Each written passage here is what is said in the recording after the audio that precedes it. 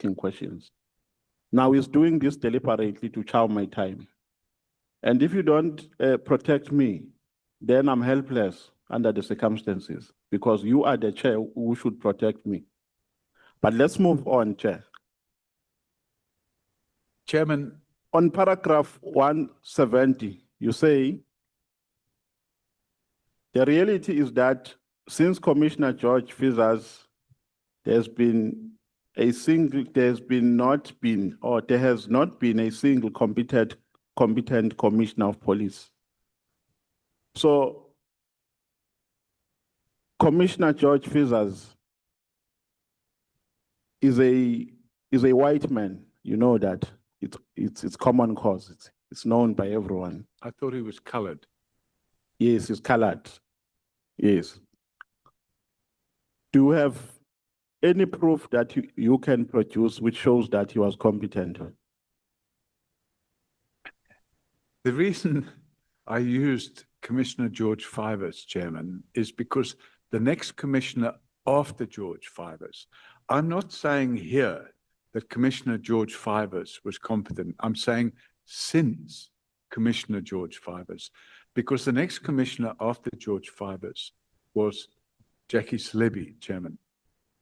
So I'm not saying, it doesn't say here, George Fivers was the most competent police official, and since then there hasn't been one. It says, since George Fivers, there hasn't been a competent. Let me ask you like this, was he competent? I have no knowledge. You have no knowledge? No. Then why are you making this statement? Because I'm saying. Why are you making this comparison? Because I'm saying since George Fivers. I'm not saying George Fivers was competent. I'm saying maybe I should have changed the word after.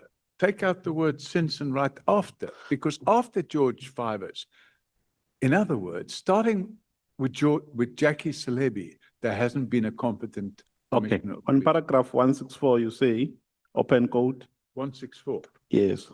I've been reliably informed that MKP, EFF, and ActionSA have been working with corrupt crime intelligence officials. Who are those crime intelligence officials that the MK Party, EFF, and ActionSA are working with? If I had their names, I'd put them on the floor right now. But I don't have their names, Chairman. But I have been reliably informed, and the proof is right here in this House. Okay. When you have people producing documents which they are in unlawful possession of, by way of example, Act 70 of 2002 makes it very clear that if you are in possession of downloads from somebody, and I'm using this as an example, if you are in possession of downloads of somebody's cellular phone without their consent, you've committed a criminal offense. And by the way, it carries a 10-year prison sentence. And we know for a fact that the people that had those downloads were the people connected to Pashlane and crime intelligence. So the reality is that these documents are being dished around in that fashion. So it's an allegation, and I stand by it. Yeah, no, it's fine. Even if it's an allegation, here we're doing an investigation. So when you come with an allegation, you must come with proof, because we are not just investigating for the sake of investigating here. We want proof so that we can probe and make a determination.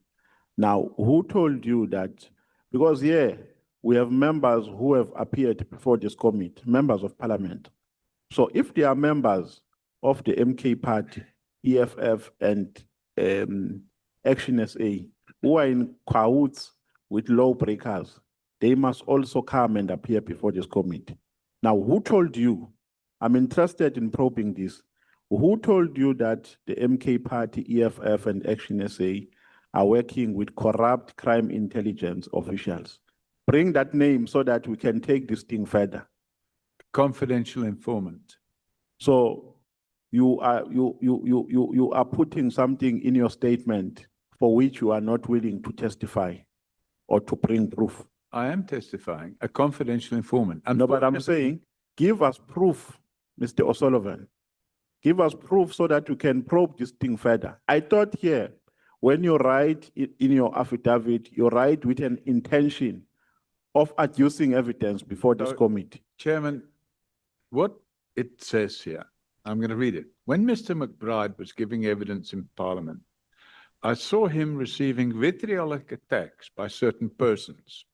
This included an ActionSA member who was quoting from the contents of several pages of phone records she had unlawful possession of. This is a clear indication not only of the extreme bias of the vocal Mkhwanazi supporters in Parliament, mainly from MKP, EFF, and ActionSA, but also the fact that being in possession of someone's phone records without their consent is a serious crime that could see a convicted person sentenced to prison for up to 10 years. Then I say, Yeah, no. I have been reliably informed that Mr. O'Sullivan, MKP Mr. O'Sullivan, no, you are not going to do that to me. Here, I'm saying to you, you are saying the EFF, MK Party, and ActionSA are working with corrupt crime intelligence officials. Now, I'm saying to you, I'm giving you a platform to produce evidence proving that averment. Because we want to take it further, want to deal with the MK Party members and EFF members and ActionSA members who are in cahoots with crime intelligence officials who are involved in corruption. That's all I'm asking for. So I have said, quote, I have been reliably informed. That doesn't make it a fact. I say I've been reliably informed. Yeah, who MKP informed you? Reliable, because that person is reliable. Who is that reliable person who informed you? A confidential informant, a person that works within crime intelligence. Oh, so if you are not going to disclose that person, let's move to another question. So it remains a rumor with no proof, a baseless rumor to this committee. On page 50, paragraph 146, you are saying, open quote, General Mkhwanazi's supporters in Parliament, instead of admonishing him for inciting violence against Sorry, me, what page? page 50, paragraph 146. 140, yep. No, 145, you mean? 146. Okay. Oh, yes. Paragraph 146. This is what you are saying, open quote. General Mkhwanazi's supporters in Parliament, instead of admonishing him for inciting violence against me, quickly lapped up his lies and opened the door to two other criminals to come and lie to Parliament, thereby reinforcing his lies, close quote. Who are supporters of General Mkhwanazi in Parliament? Can you list them for us, please? All the MKP members, All of them, okay. all the ActionSA members. Okay. To the extent that the ActionSA members even go toy-toying in support of General Mkhwanazi. In Parliament. No, they don't toy-toy in Parliament. They toy-toy on the street outside of his office with big placards saying, hands off General Mkhwanazi. So what they do is they generate their own bias there. And MK Party have also come out in support of General Mkhwanazi. So, you know, are you now saying that you don't support General Mkhwanazi? So you are saying? Are you now saying you don't? No, you are not going to ask me questions. I am the one who's asking you questions. This is not funny. I have no business of making jokes with you. I'd just like to get the I'm fact, doing my because job here. You're asking me. And then about you the go on to say, two other criminals. Okay, you are saying we opened the door. Okay, you are saying these people opened the door to two other criminals to come and lie to Parliament. Who are those two criminals? named here. Yeah, who are they? I want you to state them on record. Nkabindi? So Ngabinde is a criminal. Absolutely. And who? Pashlane? Patlane is a criminal. Absolutely. Was Patlane ever evicted in a court of law? Ever what? Evicted. You mean convicted? Yes, I mean convicted, sorry. Convicted and sentenced. No, Was he ever convicted and sentenced? he will be. No. Was he ever convicted and sentenced in a court of law? Not yet, but he will be. So how does one become a criminal without being convicted by a court of law? No, I didn't say he's a convicted criminal. I say criminal. There's a difference between a criminal and a convicted criminal. No, If I go out- and you become a criminal because we have committed crime. No, excuse me, Chair. I'm trying to give an answer to the question. No, and but I'm the being question, interrupted. and you become a criminal. If I go out and shoot somebody in the street, am I a criminal after I shoot him, or am I only a criminal after? No, if I rob a you bank, become am I a a criminal criminal after I rob the bank, or am I a criminal after I've been convicted? There's only one institution in this country which says you are a criminal, which can say you are a criminal. That is a court of law. No, that says you're a convicted criminal. Yes, we are a criminal after you have been convicted. You can't be a criminal. That's why people are referred to as suspects, not criminals. With respect, Chairman. Before conviction. So where do you get the audacity to call people criminals when they have not been convicted in a court of law? If I've seen the evidence, and I've seen that evidence, if they want to sue me for defamation, let them go ahead and do it. And by the way, I've been saying for the last 11 years that Pashlani is a criminal, and not once has I received a lawyer's letter asking me to retract that statement. So these people who are making allegations against you have a right, and they are correct when they call you a criminal, because they are also in possession of a certain evidence. If they've got evidence that I've committed a crime, why don't they come and put it in front of me? No. They've come, some of them. Are they correct when they say Paul O'Sullivan is a hardcore criminal? Because they are in possession of evidence as well. So, unfortunately, Chairman, this committee allowed these criminals to come here and accuse me of being a criminal, but don't apply the same test that they now want to apply to me. So you allow them to sit there, and I'm going to quote exactly what you allowed. Yeah, no, even if you don't quote, because I'm running out of time. But so on paragraph 92, on paragraph 92. The other people can come call me a criminal. On paragraph 92, let's move to another question. On paragraph 92, page 31, you are saying, open quote, according to information I've received on the 3rd of July 2025 and 4th of July 2025 at the police college in Pretoria West, Masemula and Mkwanazi put the finishing touches to the presentation that Mkwanazi would use to shock the nation on the 6th of July 2025. Mm-hmm. Who told you this? A confidential informant. So all this information, Mr. McBride.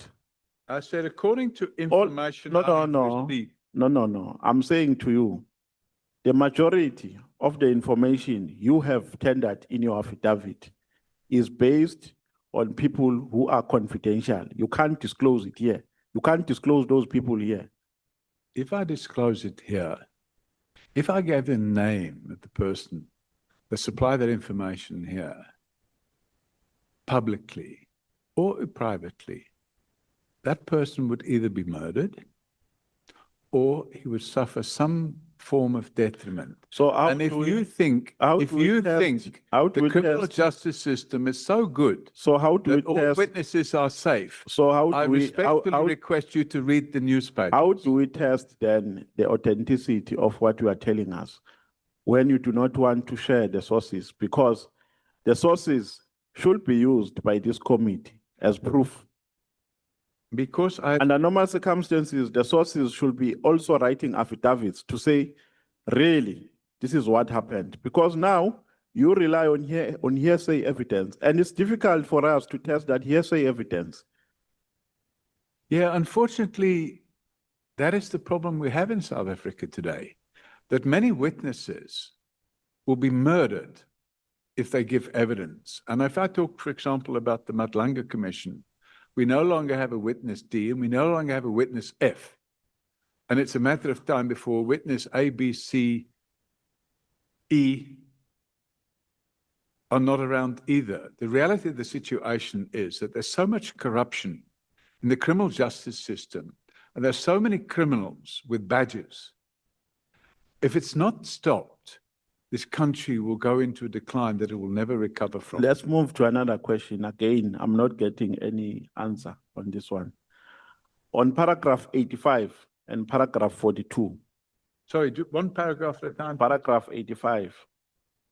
On paragraph 85, you are making an allegation there that Kumalo, in fact, not Kumalo, Madondo went to Japan to a workshop, and you further allege that Madondo has a romantic relationship with Kumalo. Do you have proof showing that they have a romantic relationship, Madondo and Kumalo? The person that supplied the information to us, which is at pages 297 and 298, and 299, and 300, and 301, and 302, and 303, the person that supplied that information. So you have proof. Sorry, That's all. No. I'm saying I'm not saying the person that supplied the information about the trip to Japan. No. I'm talking about the romantic relationship. Yes, but I'm trying to answer you. You have proof. You have The proof. person that supplied the information. Do you have proof? That is my question. Do you have proof? I'm trying to answer you. Do you have proof? Yes or no? That's what I'm looking for. The person that supplied the information about. Do you have proof? That's my question. Do you have proof? The person that supplied the trip information to Japan gave us information that the two of them. So you have proof? No, I don't have the evidence. Okay, let's go to another question. If you don't have proof, let's go to another question. On paragraph 39, you are making another allegation. 42. You are saying. Paragraph? Paragraph 42. You are calling the late Tutumieni a President Zuma's mistress. Correct. What do you mean when you say he's a mistress of President Zuma? Well, I suppose if you have a conjugal relationship with somebody and they're not married, I would. So they have a relationship. They had a relationship. Yes. What kind of a relationship did they have? Well, a conjugal relationship. Do you have proof? Well, the son is the living proof. Do you have proof? Or they have a son? They have. Yeah. Do you have a DNA test results?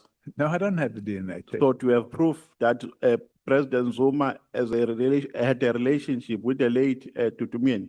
Dudu Mayeni admitted it in a conversation with another person. So you have proof? And that person's name is Talenti Mayeni. So you have proof? Proof. Yes. Not enough proof, but enough to put in front of this committee. Mr. O'Sullivan, South Africa is a patriarchal society. Do you know that? What? It's a patriarchal society. Do you know that? Do you find it appropriate for you to characterize men here with baseless allegations of romantic relationships, women? Chairman, it's common cause in the public domain that Talenti Mayeni is but Jacob I'm saying Zuma's son. You are making a characterization here of women. You are characterizing them by romantic relationships for which you do not have proof. Do you find that appropriate? In this respect, yes, because it relates to. So you find it appropriate to say a woman is so and so's mistress without proof thereof. That is appropriate. Chairman, the proof is in the pudding. There's common cause. It's been admitted. Talenti Mayeni lived at Jacob Zuma's Forest Town house. And so that qualifies him to be his son. Chairman, he regularly repeated the fact that Jacob Zuma was his father. Sullivan, may you please stop speaking? Okay, thank you, Chairman.